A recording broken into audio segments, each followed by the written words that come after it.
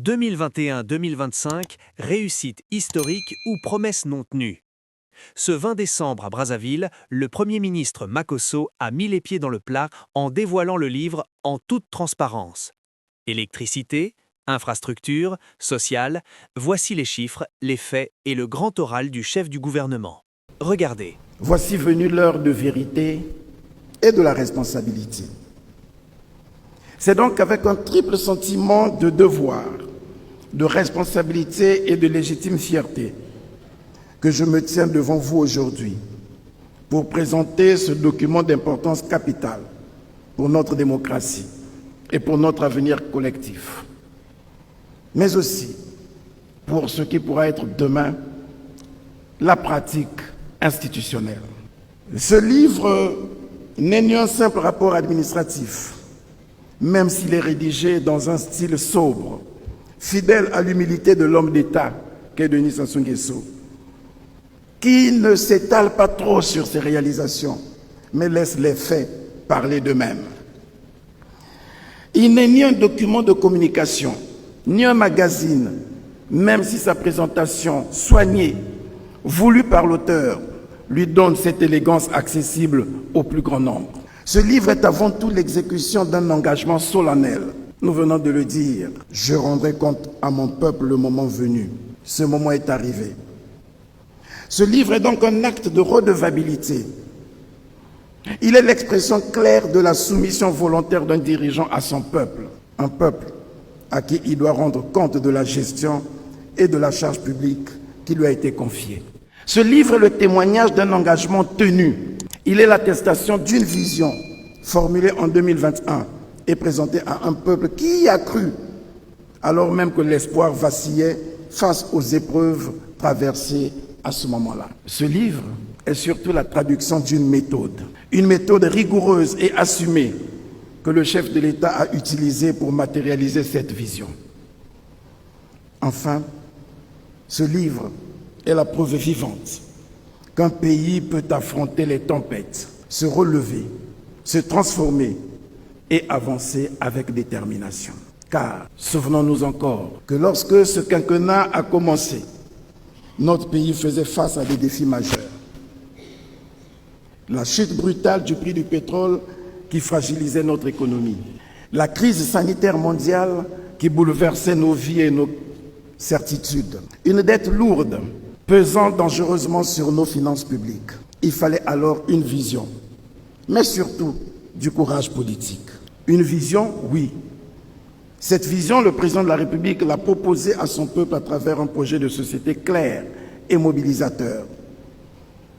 Ensemble, poursuivons la marche. Le courage politique, oui. Le président de la République en a fait montre en acceptant de solliciter de nouveau les suffrages populaires. Là où, devant l'épreuve, au milieu de la tempête, certains dirigeants auraient pu abdiquer, le président de la République, n'ayant pas voulu laisser son peuple au milieu du gué, a résolu de partager avec ses compatriotes les marches éprouvantes et la sueur de la marche vers le développement.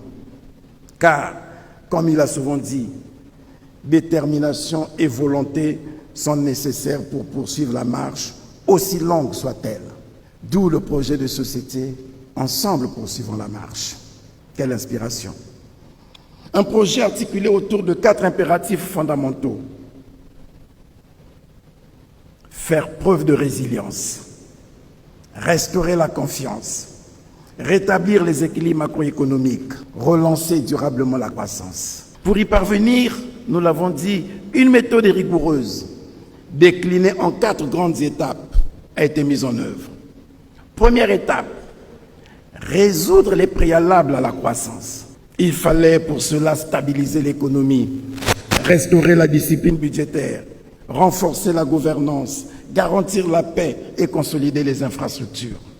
Deuxième étape, agir sur les piliers de la croissance. Il fallait pour cela investir dans l'agriculture, dans l'industrie, dans les infrastructures, dans le numérique, dans l'immobilier, en privilégiant les investissements directs étrangers et les partenariats publics-privés dans un contexte où les ressources publiques étaient limitées. Troisième étape, partager les fruits de la croissance. Il devait donc s'agir d'orienter les ressources disponibles vers les services sociaux essentiels, la santé, l'éducation, la protection sociale, l'encadrement de la jeunesse et le fonctionnement de l'État. Quatrième étape, enfin, activer les leviers nécessaires pour une croissance durable. Et cela devrait se faire par une diplomatie plus active, un leadership environnemental affirmé, une autonomisation, une protection des femmes et la dynamisation de la culture, notamment la culture mémorielle.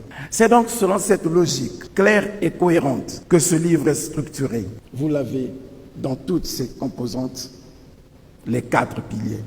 Cette méthode a guidé chaque réforme.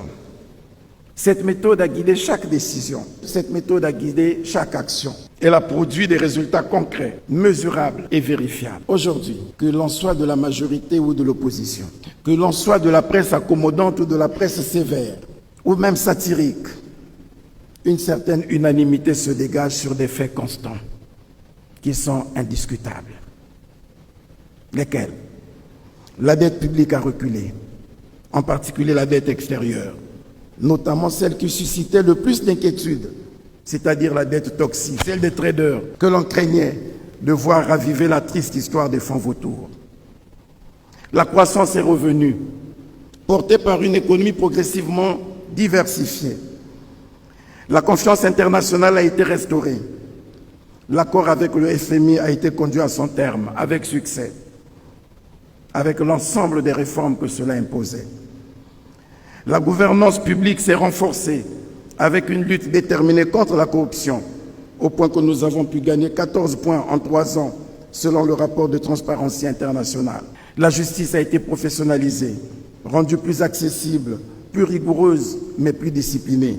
À ces acquis indiscutables s'ajoutent des défis relevés et des avancées notoires, notamment dans le domaine des infrastructures, grâce à un nouveau modèle de développement associant l'État et le secteur privé.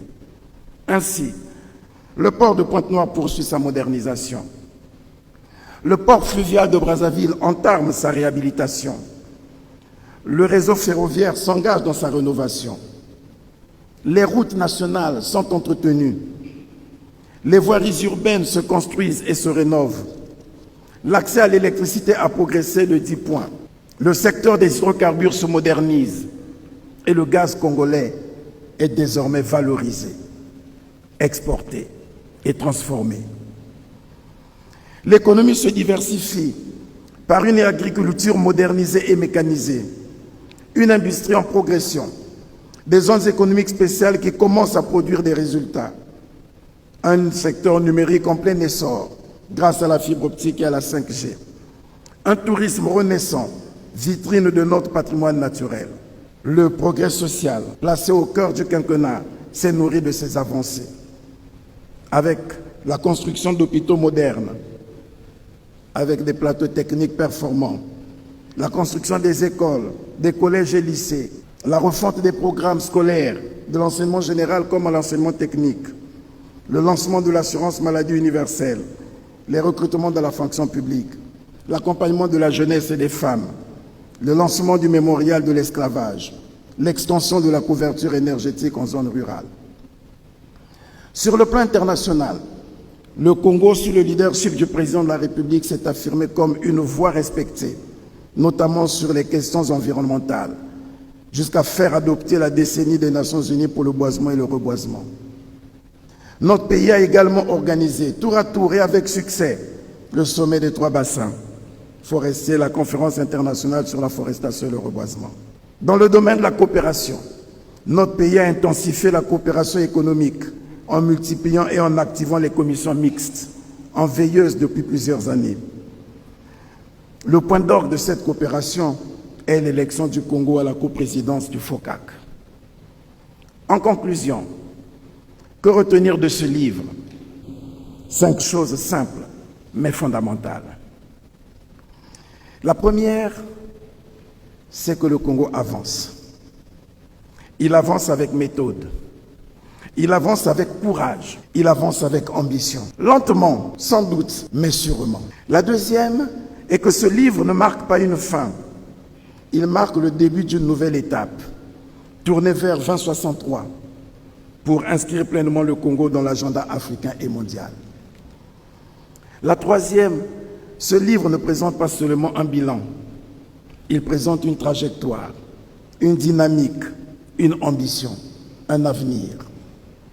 La quatrième, ce livre parle à l'ensemble du peuple et aux amis du Congo, avec un message particulier à chacune des composantes. Il dit par exemple aux responsables politiques, voici poser les fondations solides pour la poursuite de notre marche vers le développement. Il dit à la jeunesse, voici les opportunités qui vous attendent et la place qui vous revient pour poursuivre le développement. Le Congo compte sur vous. Il dit aux partenaires diplomatiques et aux investisseurs, voici la preuve d'un pays fiable, stable, engagé et plein d'opportunités. Il dit aux femmes, votre voix est écoutée, vos droits sont respectés, votre dignité est préservée et votre cause est entendue. Vous comptez pour le Congo. Enfin, ce livre parle au peuple congolais. Il dit une chose simple et forte. Le Congo avance. Et ce mouvement est irréversible parce qu'il est porté par vous, parce qu'il est porté par une nation entière. Avançons donc ensemble avec Denis Sassou Nguesso dans un pacte pour le futur de notre cher et beau pays. C'est sur ces mots que je me prête à vos questions. Mes très chers amis de la presse, compagnons du peuple, je vous remercie.